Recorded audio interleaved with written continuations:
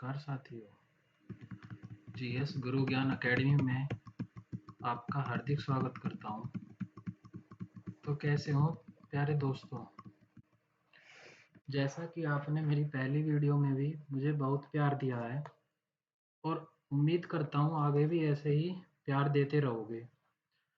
तो साथियों, जो इकोनॉमिक्स की क्लास में पहले भी 2 दे चुका हूं और आज मैं तीसरी क्लास लेकर आया हूं। तो साथियों, आइए शुरू करते हैं इकोनॉमिक्स की तीसरी क्लास। दोस्तों, लाइक शेयर और सब्सक्राइब जरूर करिएगा प्लीज़, ज़्यादा से ज़्यादा। तो आइए बात करते हैं हम जीएसटी की। तो साथियों, जीएसटी क्या होता है? एकीकृत एवं अप्रत्यक्ष कर है ये, इंटरग्रेटेड एंड इनडायरेक्ट टैक्स। आइए, जीएसटी। तो जीएसटी दोस्तों गुड्स सर्विस टैक्स है, वस्तु एवं सेवा कर। ठीक है प्यारे साथियों, जीएसटी लागू करने का सुझाव किसने दिया था? विजय केलकर समिति ने दिया था। ठीक है, जीएसटी द्वारा 17 करों को प्रतिस्थापित किया गया। और साथियों, भारत में जीएसटी लागू 1 जुलाई 2017 में हुई थी, लेकिन सर्वप्रथम लागू करने वाला राज्य असम बना था। असम ने दोस्तों 12 अगस्त 2016 में ही लागू कर दी थी, लेकिन पूरे भारत में जीएसटी 1 जुलाई 2017 में लागू हुई थी। ये ध्यान रखना है साथियों, 12 अगस्त 2016 असम और 1 जुलाई 2017 भारत में। सबसे अंत में यानी सबसे बाद में जो लागू करी थी वो जम्मू कश्मीर में हुई थी 5 जुलाई 2017 में। आइए साथियों, विश्व में जीएसटी सर्वप्रथम लागू करने वाला देश फ्रांस बना, जो फ्रांस ने 1954 में ही लागू कर दी थी। और भारत का जो जीएसटी मॉडल है वो कनाडा के मॉडल पर आधारित है। ठीक है साथियों, जीएसटी के लिए संसद के समक्ष 122वां संविधान संशोधन बिल रखा गया और 101वां संविधान संशोधन के तहत जीएसटी लागू किया गया। लोकसभा में यह 3 अगस्त 2016 में पास हो गया और राज्यसभा में 8 अगस्त 2016 में। लोकसभा में 3 अगस्त 2016 में और राज्यसभा में 8 अगस्त 2016 में। और राष्ट्रपति की मंजूरी कब मिली थी साथियों? 8 सितंबर 2016 में। ठीक है मेरे प्यारे साथियों, जीएसटी रजिस्ट्रेशन में 15 अंक होते हैं और जीएसटी चोरी में 5 साल का कारावास होता है। चलिए, वित्त मंत्री जीएसटी परिषद का अध्यक्ष होता है। ठीक है साथियों, और जीएसटी 3 प्रकार की होती है, एसजीएसटी, सीजीएसटी, आईजीएसटी। एसजीएसटी मतलब state goods service tax, CGST central goods service tax, IGST integrated goods service tax. चलिए बात कर लेते हैं जीएसटी टैक्स। जीएसटी टैक्स, तो जीएसटी टैक्स में स्लेब जो होते हैं वो 4 होते हैं, 5%, 12%, 18% और 28%। ठीक है साथियों, 4% पर जीएसटी लगाई जाती है। बात कर लेते हैं कृषि सुधार की। तो भारत आज़ाद हुआ था 15 अगस्त 1947 में, तो उसके बाद की हम बात करते हैं। यह 3 पार्टों में डिवाइड है, जमींदारी, रैयतवाड़ी और जागीरदारी। तो साथियों, भूमि का जो एक बड़ा हिस्सा किसी एक व्यक्ति के पास होता था उसे जमींदारी और जागीरदारी कहते थे।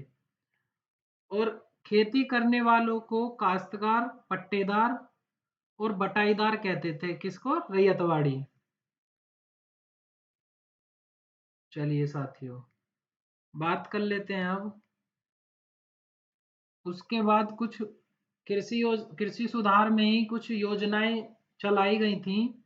तो बात कर लेते हैं हम पहली योजना की, मृदा स्वास्थ्य कार्ड योजना। तो दोस्तों, मृदा स्वास्थ्य कार्ड योजना शुरुआत हुई थी 19 फरवरी 2015 में, और इसकी जो थीम थी वो थी साथियों, स्वस्थ धरा खेत हरा। ठीक है प्यारे साथियों, स्वस्थ धरा और खेत हरा। यह राजस्थान के गंगानगर जिले में सूरतगढ़ से प्रारंभ हुई थी।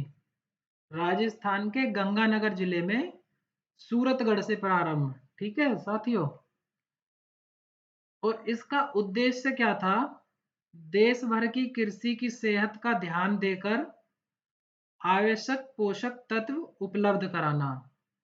यानी इस योजना के तहत मृदा की स्थिति का जो आकलन नियमित रूप से राज्य सरकारों द्वारा हर 2 वर्षों में किया जाता है।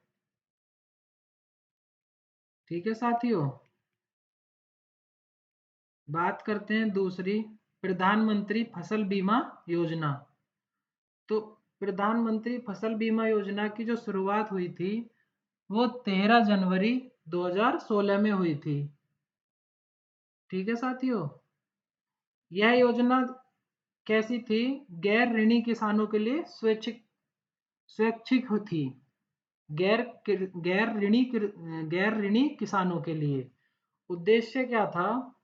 भारतीय कृषि बीमा कंपनी द्वारा प्राकृतिक आपदा में बर्बादी हुई और उस फसल के लिए मुआवजा उपलब्ध कराना। ठीक है साथियों, फसल कैसी? जैसे खाद्यान्न फसलें, तिलहन फसलें, वार्षिक बागवानी फसलें। तो खाद्यान्न फसलें जैसे मोटा अनाज, दलहन, और तिलहन में आपकी सरसों, जो जो ऑयल ऑयल रिलेटेड है, जो ऑयल से रिलेटेड है। ठीक है, और बागवानी जैसे चाय, कॉफी। ठीक है साथियों, इसमें जो शर्त दे थी वो प्राकृतिक आपदा से 33% फसल नष्ट हो।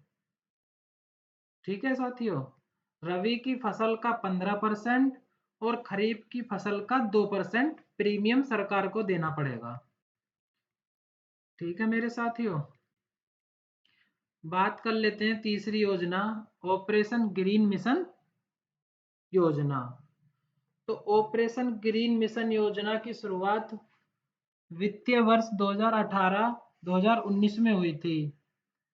ठीक है साथियों, इसमें किसानों को सब्जी फल के परिवहन और भंडारण के लिए 50% की सब्सिडी किसान को, वो नहीं, सरकार किसान को देगी। ठीक है, यानी ये कैसे है मैं बताता हूँ। एक जगह से दूसरी जगह जो हम बेचने के लिए जाते हैं, उस चीज का सरकार 50% सब्सिडी देगी। तो इसमें जो टॉप पर रहे थे साथियों वो टमाटर, प्याज, आलू रहे थे। इसमें 18 और सब्जी फल जोड़े गए, जैसे केला, कीवी, अमरूद, संतरा, पपीता, इस तरह से और भी जोड़े गए। तो उनके स्थिर बनाने के लिए यह योजना लागू हुई। यानी गरीब किसानों को होने वाले नुकसान से राहत देना, इस तरीके से भी हम कह सकते हैं। चलिए,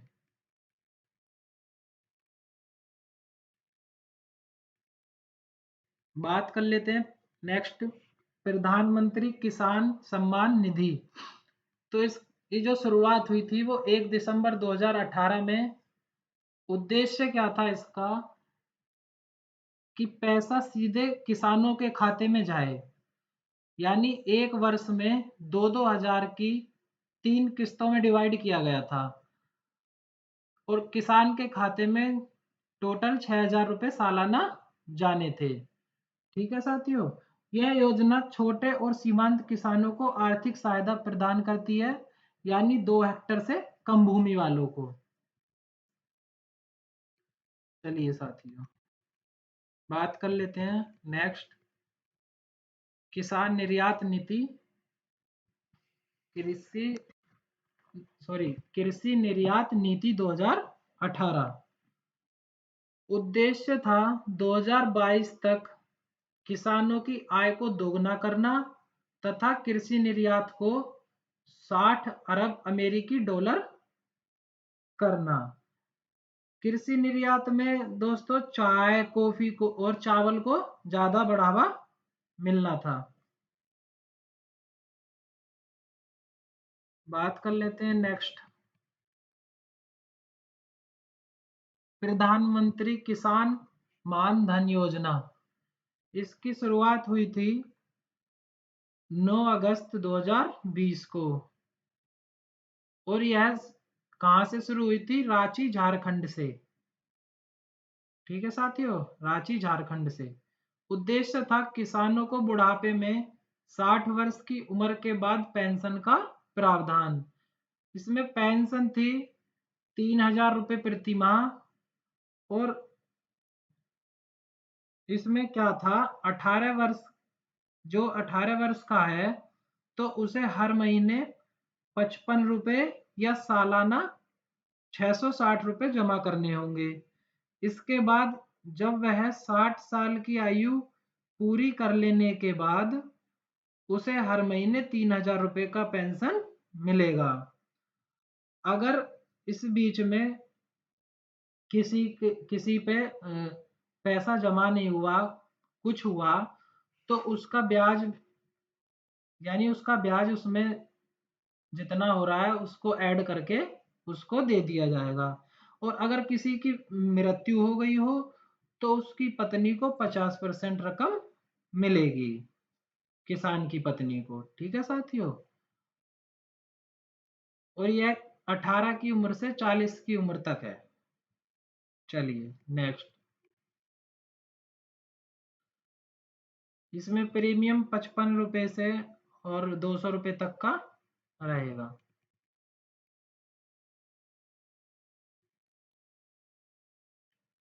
बात कर लेते हैं ढांचागत सुधार। तो दोस्तों ढांचागत सुधार संरचनात्मक सुधार है, जैसे शिक्षा, स्वास्थ्य, आय। तो इसमें ऐसा ज्यादा कुछ है नहीं, इसलिए आगे चलते हैं साथियों। बात कर लेते हैं खेलो इंडिया स्कूल गेम की। तो दोस्तों खेलो इंडिया स्कूल गेम की जो शुरुआत हुई थी वो 31 जनवरी 2018 को हुई थी। उद्देश्य क्या था? प्रतिभाशाली छात्रों की पहचान कर 5 लाख तक की छात्रवृत्ति उपलब्ध कराना। जैसे एक अखिल भारतीय स्तरीय स्पोर्ट छात्रवृत्ति योजना शामिल है, जो चुनिंदा खेलों में प्रति वर्ष 1,000 युवा खिलाड़ियों को कवर करेगी और 5 लाख तक की छात्रवृत्ति 8 साल तक लगातार मिलेगी इसमें। ठीक है साथियों, 5 लाख तक की छात्रवृत्ति 8 साल तक लगातार, चुनिंदा खिलाड़ियों को 1,000 प्रति वर्ष कवर करेगी दोस्तों, 1,000 छात्रों को ये। बात कर लेते हैं नेक्स्ट, प्रधानमंत्री राष्ट्रीय स्वास्थ्य सुरक्षा मिशन। तो इसकी शुरुआत जो हुई थी साथियों वो 1 फरवरी 2018 से हुई थी। और उद्देश्य क्या था? गरीब गरीब लोगों को 5 लाख तक का उपचार मुफ्त देना। लेकिन साथियों इसमें उसी को उपचार मुफ्त मिलेगा जो जिस व्यक्ति का नाम आयुष्मान भारत योजना के रजिस्टर में होगा। और 40 करोड़ लोगों का लक्ष्य था इसमें सरकार का। ठीक है साथियों, नेक्स्ट, राष्ट्रीय युवा सशक्तिकरण योजना। इसमें क्या था? शुरुआत हुई थी 17 जुलाई 2018 में। और उद्देश्य क्या था? 10वीं और 12वीं के छात्रों को सैन्य प्रशिक्षण देना। ठीक है साथियों, आइए बात करते हैं नेक्स्ट क्वेश्चन की, प्रधानमंत्री गरीब कल्याण योजना। तो शुरुआत जो हुई थी वो 25 मार्च 2020 को। और उद्देश्य था कोविड 19 से प्रभावित लोगों तक आर्थिक सहायता पहुंचाना। यानी देश के 80 करोड़ लोगों को देने का इसमें लक्ष्य रखा था। 5 किलो अनाज फ्री में दिया जाएगा। दोस्तों 80 करोड़ लोगों तक जो सरकार का लक्ष्य था।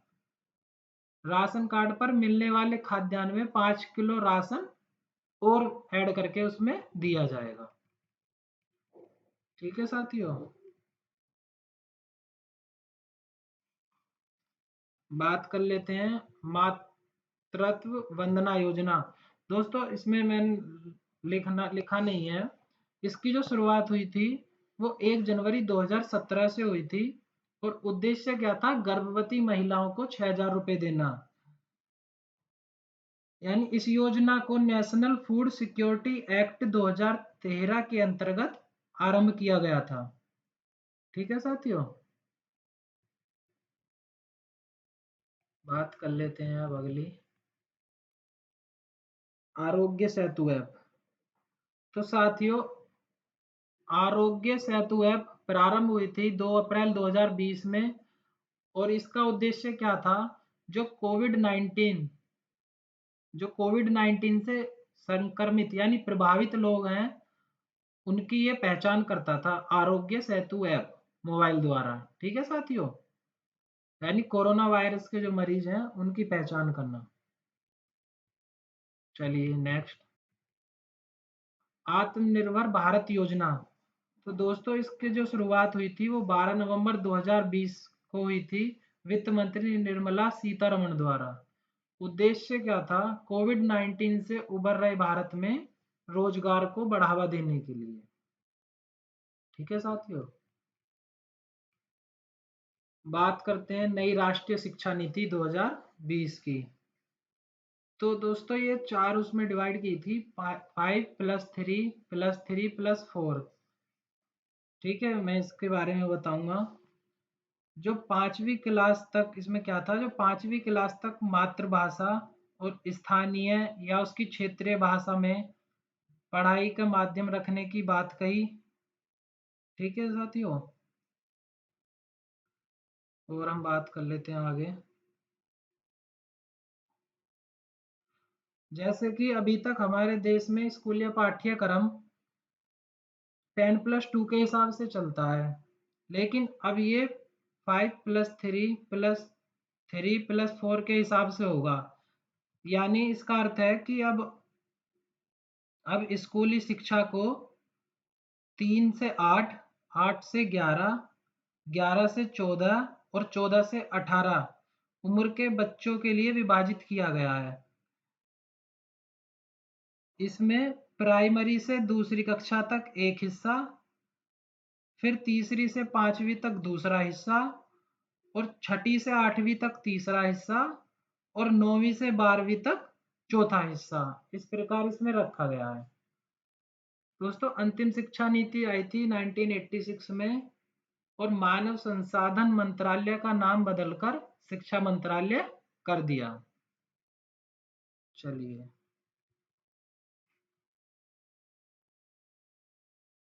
बात कर लेते हैं नेक्स्ट, प्रधानमंत्री जन धन योजना।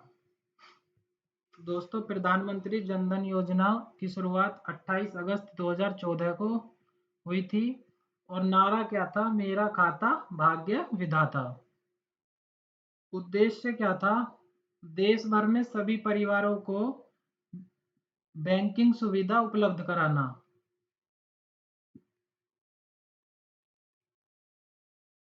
10 वर्ष से अधिक का कोई भी बच्चा अपना खाता खुलवा सकता है इसमें, और दुर्घटना के लिए 1 लाख रुपए और जीवन बीमा 30,000 रुपये। ठीक है साथियों, बात कर लेते हैं मेक इन इंडिया। इसकी शुरुआत हुई थी 25 सितंबर 2014 को और दोस्तों इसका जो लोगो है वो है शेर, यानी शेर छपा हुआ है मेक इन इंडिया पे, इसका जो लोगो है। उद्देश्य क्या था, 2014 से 2020 तक जीडीपी में विनिर्माण क्षेत्र का योगदान 16% से 25% करना और राष्ट्रीय कंपनियों के उत्पादकों को प्रोत्साहित करना। ठीक है साथियों, अब बात कर लेते हैं स्वच्छ भारत मिशन की। स्वच्छ भारत मिशन की शुरुआत 2 अक्टूबर 2014 को शुरू हुई थी दोस्तों, गांधी जयंती पर। राजघाट राजघाट जो गांधी जी की समाधि स्थल है, दिल्ली से इसकी शुरुआत हुई थी। और नारा क्या था? एक कदम स्वच्छता की ओर। ठीक है साथियों, तो इसका उद्देश्य था कि 2019 तक गांधी जी की जो जन्म की 150वीं वर्षगांठ है, उसमें भारत में 1.96 यानी 1.96 लाख करोड़ रुपए की अनुमानित लागत से 1.2 करोड़ शौचालयों का निर्माण करके खुले में शौच मुक्त भारत को हासिल करने का लक्ष्य रखा गया 2019 तक। ठीक है साथियों,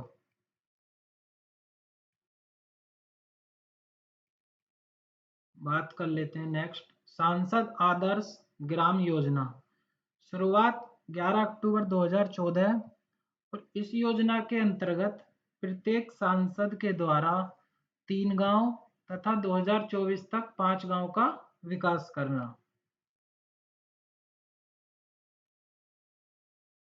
चलिए नेक्स्ट, पहल योजना। पहल योजना की शुरुआत 1 जनवरी 2015 में। उद्देश्य एलपीजी सिलेंडर की सब्सिडी सीधे बैंक खाते में ट्रांसफर की जाएगी। चलिए नेक्स्ट, प्रधानमंत्री आवास योजना। शुरुआत 20 जून 2015। उद्देश्य 2022 तक शहरी क्षेत्रों में 2 करोड़ आवास उपलब्ध कराने का लक्ष्य है जो सरकार ने रखा है। चलिए नेक्स्ट, प्रधानमंत्री उज्ज्वला योजना। इसकी शुरुआत हुई थी 1 मई 2016 में यूपी के बलिया से। उद्देश्य क्या था? 3 वर्षों में 2019 तक 5 करोड़ गरीब महिलाओं को एलपीजी सिलेंडर उपलब्ध कराना। फिर इसमें संशोधन किया गया और 5 करोड़ से बढ़ाकर 8 करोड़ कर दिया गया। ठीक है साथियों, बात कर लेते हैं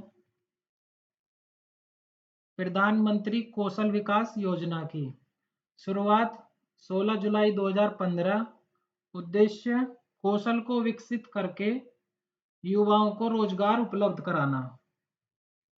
आइए नेक्स्ट, प्रधानमंत्री जन आरोग्य योजना। शुरुआत 23 सितंबर 2018, और इसमें आयुष्मान भारत योजना में समाज के कमजोर वर्ग के लोगों को हेल्थ इंश्योरेंस की सुविधा मिलती है, और देश के 10 करोड़ परिवारों को सालाना 5 लाख रुपए का स्वास्थ्य बीमा मिल रहा है। इसकी जो शुरुआत हुई थी वो झारखंड के रांची से हुई थी। ठीक है साथियों, तो आज हम यहीं तक रखते हैं। प्लीज़ शेयर, सब्सक्राइब और लाइक करना ना भूलें। ठीक है, जय हिंद साथियों।